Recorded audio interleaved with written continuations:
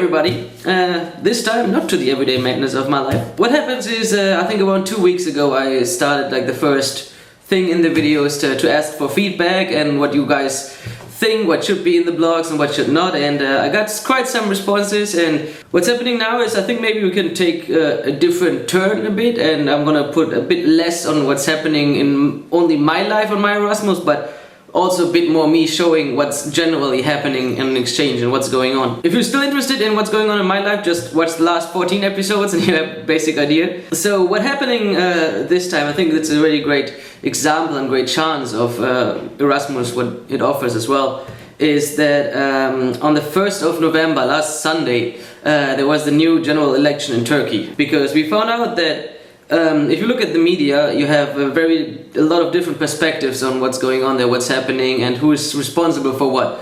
Basically, after the bombing, one party accused the other, and the other one said you did it, and you don't know basically what to believe.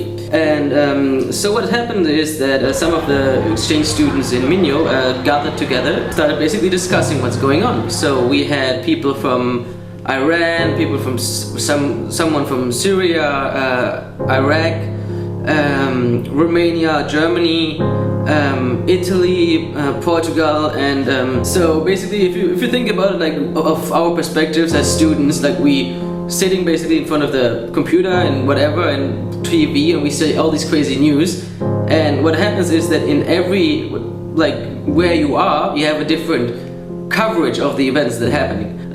If you put it in a bigger context, the whole refugee crisis, for example, as well. And what I really liked about the discussion and the chance that we have in this moment is that people like who are still on exchange get together from like different countries, and they all have a different perspective from their media on what's happening there.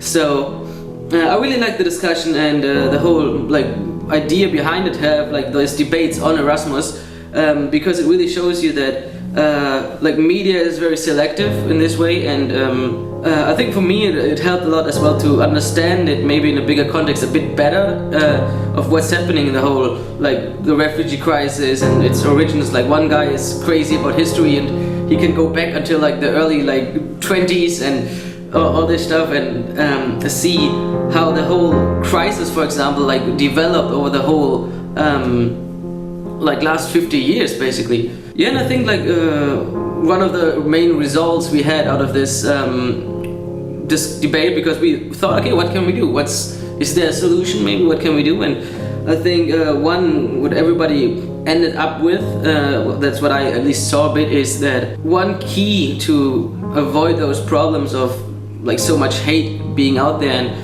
and is to get people basically educated. People being kept from education. You can manipulate them, you can like steer them, direct them, and if they teach them like critical thinking, basically, if you let them like speak openly and if you let them discuss, debate what's happening in politics as well, I think you give them a very much like better understanding to as well avoid those wars. Because if I tell you like, okay, like maybe like you're a Christian, you're a Muslim, and you should fight each other, and both say like, come on, let's just chill, you know, it's like let's have peace and be together without all this stupid stuff, to maybe let go of like the old conflicts and like forgive as well on the other side. But yeah, but this is basically what happened, I think, this Wednesday, and I think it's a great example of showing maybe as well another side of Erasmus, that it can bring what we can basically make use of if we like sit together. And for example, media, the refugee crisis is super big, but in Indonesia right now there's like the biggest wildfire like we ever saw, and it's basically more or less not covered.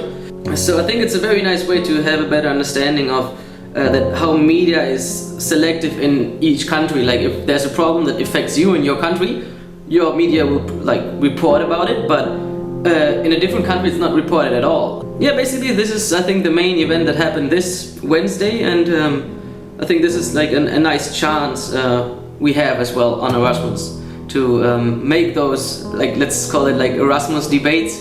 Yeah, basically I would be very happy to hear from you what you think about this, and if you have done any of those debates if you're an exchange student now, if you're working with exchange students or just in an international environment.